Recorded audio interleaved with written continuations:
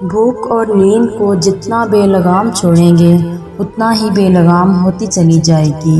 ہمارے صحابہ صرف 2 کھجوریں کھا کر جنگیں لڑ لیا کرتے تھے، صرف چند گھنٹے سو کر مشقت بھرے کام کر لیا کرتے تھے، راتوں کو اٹھ کر تہجد پڑھ لیا کرتے تھے۔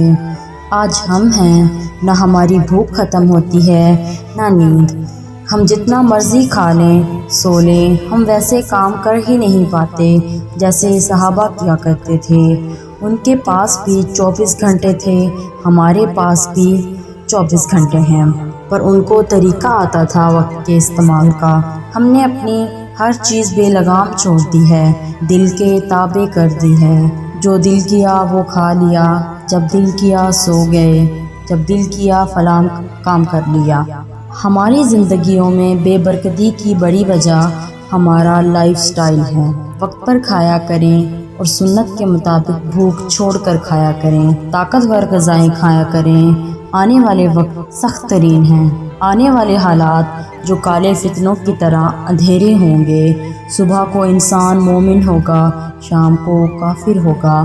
ایسے حالات میں بچنے کے لیے ابھی سے اپنے آپ کو تیار کریں، اپنے بچوں کو تیار کریں۔ خدارا اپنی نیند کو اور بھوک کو اپنے نفس اور دل کے تابع نہ کریں بلکہ سنت کے تابع کریں۔